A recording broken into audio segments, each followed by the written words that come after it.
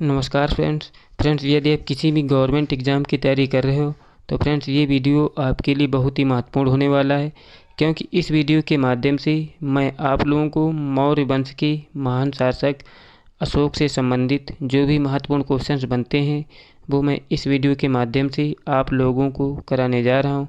आप लोगों से गुजारिश है कि आप लोग पूरा वीडियो देखिए। तो फ्रेंड्स देरी ना करते हुए चलते हैं अपने क्वेश्चन नंबर 1 से शुरू करते हैं। मेरा क्वेश्चन नंबर 1 दिया है कि अशोक मगध की गद्दी पर कब बैठा। अशोक मगध की गद्दी पर कब बैठा था? 269 ईसा पूर्व में बैठा था। और अगला क्वेश्चन है कि अशोक की माता का क्या नाम था? अशोक की माता का क्या नाम था? इनकी माता का नाम था सुभद्रागी, जो था इनकी माता का नाम था। और अगला क्वेश्चन है कि अशोक अवंती का राज्यपाल कब था? कब था? उत्तर है कि जब राजगद्दी पर अशोक बैठा था तो उस समय अवंती का राज्यपाल था। और अगला क्वेश्चन है कि मास्की और गुर्जरा अभिलेख में अशोक का नाम क्या मिला था? तो उत्तर है मास्की और गुर्जरा अभिलेख में अशोक का नाम क्या है?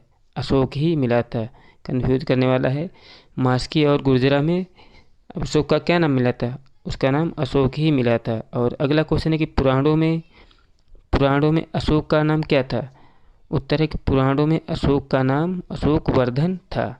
और अगला क्वेश्चन है कि अशोक ने कलिंग पर आक्रमण कब किया था? उत्तर है कि अशोक ने कलिंग पर आक्रमण 261 ईसा पूर्व में किया था। और अगला क्वेश्चन है कि अशोक को बौद्ध धर्म की शिक्षा किसने दी थी? अशोक को बौद्ध धर्म की शिक्षा उपगुप्त नामक बौद्ध भिक्षु ने दी थी। और अगला क्वेश्चन है कि अशोक ने आजीविकों के रहने हेतु किसकी पहाड़ियों में गुफा बनाई थी? उत्तर है कि अशोक ने आजीविकों को रहने के लिए बराबर की पहाड़ियों में गुफा बनाई थी। ये क्वेश्चन पूछा था कि अशोक ने आजीविकों के रहने के लिए गुफा कहाँ बनाई थी? कहाँ बनाई थी? बराबर की पहाड़ियों में बनाई थी। और अगला क्वेश्चन है कि अशोक ने बराबर की पहाड़ियों पर कितने गुफा बनाया और गुफा का नाम क्या रखा था? उत्तर है अशोक ने बराबर की पहाड़ियों पर आजीविकों को रहने के लिए कितनी गुफा बनाई थी? 4 गुफा बनाई थी। और उसका नाम क्या रखा था? उनका नाम था कर्ज, चौपार, सुदामा और विश्व झोपड़ी। इन 4 गुफाओं के नाम थे। आप लोग याद रखना कौन कौन सी गुफाएं थी। कर्ज, चौपार, सुदामा और विश्व झोपड़ी, इनके नाम रखे थे। और अगला क्वेश्चन है कि अशोक के पौत्र दशरथ ने आजीविकों को कौन सी गुफा प्रदान की थी? उत्तर है आजीविकों को रहने हेतु कौन सी अशोक के पौत्र दशरथ ने कौन सी गुफा? नागार्जुन गुफा प्रदान की थी अशोक के पौत्र दशरथ ने। और अगला क्वेश्चन है कि अशोक ने बौद्ध धर्म के प्रचार के लिए श्रीलंका किसे भेजा था? किसे भेजा था? अपने पुत्र महेंद्र और पुत्री संघमित्रा को बौद्ध धर्म का प्रचार करने के लिए श्रीलंका भेजा था।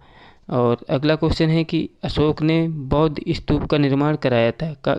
कितने स्तूपों का निर्माण कराया था? उत्तर है 84,000 स्तूपों का निर्माण कराया था। किसने? अशोक ने। और उत्तर है अगला क्वेश्चन है कि भारत में शिलालेख का प्रचलन सर्वप्रथम किसने किया था? उत्तर है अशोक। शिलालेखों का प्रचलन सर्वप्रथम अशोक ने ही कराया था। अगला क्वेश्चन है कि अशोक के शिलालेख किस लिपि में और कौन कौन सी लिपि का प्रयोग हुआ? उत्तर है कि अशोक के शिलालेख ब्राह्मी लिपि में, खरोष्ठी, ग्रीक और आरमाइक लिपि में लिखे गए हैं। और अगला क्वेश्चन है कि अशोक के अभिलेख में ग्रीक और अरामाइक लिपि कहाँ मिले हैं? अशोक के अभिलेख में ग्रीक और अरामाइक लिपि अफगानिस्तान में मिले हैं। फ्रेंड्स, जो अशोक का शासनकाल था राज्य क्षेत्र बहुत ही बड़ा था, अफगानिस्तान तक था।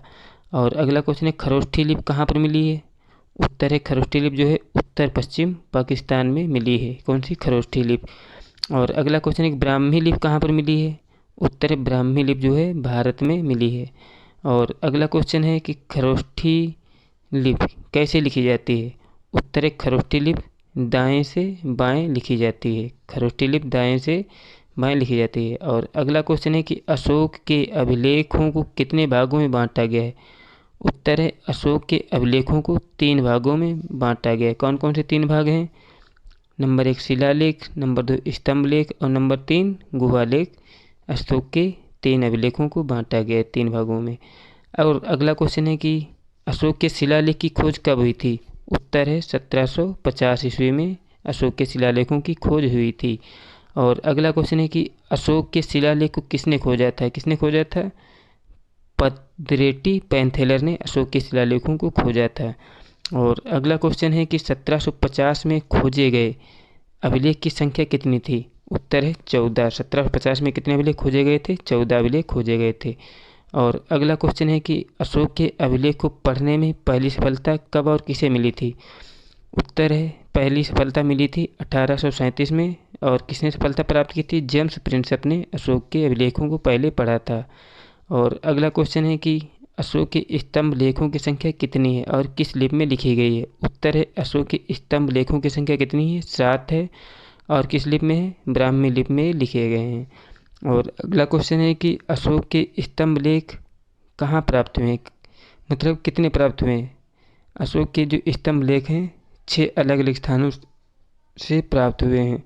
और अगला क्वेश्चन है कि किस अभिलेख को रानी का अभिलेख कहा जाता है? उत्तर है कौशाम्बी अभिलेख। इसको रानी का अभिलेख भी कहा जाता है। और अगला क्वेश्चन है कि अशोक का कौन सा अभिलेख सबसे बड़ा अभिलेख है? कौन सा? अशोक का 7वां अभिलेख सबसे बड़ा अभिलेख है। मोस्ट इंपॉर्टेंट क्वेश्चन है। और अगला क्वेश्चन है कि अशोक का सबसे छोटा अभिलेख कौन सा है? उत्तर है अशोक का सबसे छोटा स्तंभ जो सबसे छोटा स्तंभ लेख कौन सा है? रुम्मी देई जो है अशोक का सबसे छोटा स्तंभ लेख है।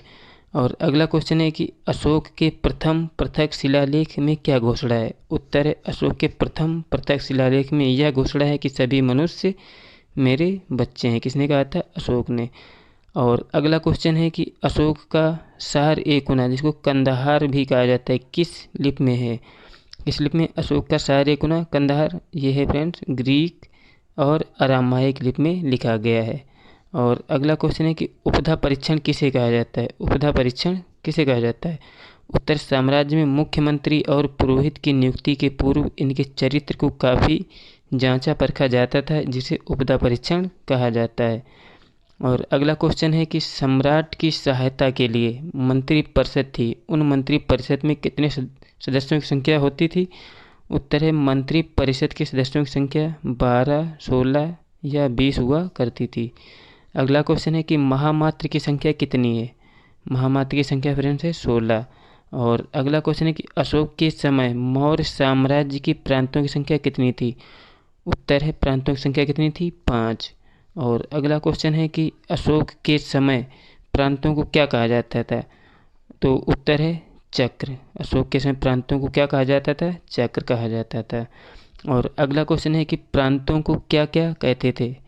प्रांतों क्या क्या कहते थे? उत्तर है कुमार कहते थे, आर्यपुत्रा भी कहते थे और राष्ट्रिक भी कहते थे। किनको? प्रांतों को। और अगला क्वेश्चन है कि अशोक के समय प्रशासन की सबसे छोटी इकाई क्या थी? क्या थी? ग्राम जो थी अशोक के समय प्रशासन की सबसे छोटी इकाई थी। और अगला क्वेश्चन है कि मेगास्थनीज के अनुसार नगर का प्रशासन कितने सदस्यों का मंडल होता था? उत्तर है 30 सदस्यों का जो प्रशासन मंडल होता था नगर का प्रशासक होता था। और अगला क्वेश्चन है किसके अनुसार चंद्रगुप्त मौर्य की सेना में लगभग 50,000 अश्वरोही, 90,000 हाथी और 80,000 8,000 रथ थे? किसके अनुसार? जस्टिन के अनुसार। और अगला क्वेश्चन है कि नायक किसे कहा जाता था? नायक किसे कहा जाता था? युद्ध में सेना का नेतृत्व करने वाला अधिकारी नायक कहलाता था। अगला क्वेश्चन है कि सैन्य विभाग का सबसे बड़ा अधिकारी क्या कहलाता था? उत्तर है सेनापति। सैन्य विभाग का सबसे बड़ा अधिकारी। और अगला क्वेश्चन है कि किसके अनुसार चंद्रगुप्त की सेना में 6 लाख पैदल सिपाही और 30,000 घुड़सवार और 9,000 हाथी थे? किसके अनुसार? प्लिनी नामक यूनानी लेखक के अनुसार था। और अगला क्वेश्चन है गूढ़ पुरुष किसे कहा जाता था? उत्तर है अर्थशास्त्र के अनुसार अशोक के समय गुप्तचरों क्या कहा जाता था? गूढ़ पुरुष कहा जाता था। और अगला क्वेश्चन है अशोक के समय में संस्था कहा जाता था किसको? एक ही स्थान पर रहकर कार्य करने वाले गुप्तचरों को क्या कहा जाता था? संस्था कहा जाता था। और अगला क्वेश्चन है कि संचार किसे कहा जाता है? उत्तर है कि एक स्थान से दूसरे स्थान पर भ्रमण करके कार्य करने वाले व्यक्ति को संचार कहा जाता था। और अगला क्वेश्चन राजयुग किसे कहा जाता है? उत्तर है अशोक के समय जनपदीय न्यायालय के न्यायाधीश को राजयुग कहा जाता था। और अगला सीता भूमि किसे कहा जाता था? उत्तर, अशोक के समय सरकारी भूमि को सीता भूमि कहते थे। और अगला क्वेश्चन है कि मेगास्थनीज ने भारतीय समाज को कितने वर्गों में विभाजित किया है? कितने वर्गों में विभाजित किया है? 7 वर्गों में मेगास्थनीज ने भारतीय समाज को अपने उसमें लिखा है। कौन कौन से थे? दार्शनिक थे, किसान थे, अहीर थे, कारीगर थे, सैनिक और निरीक्षक। मेगास्थनीज ने 7 वर्गों में बांटा था और सभासद भी थे।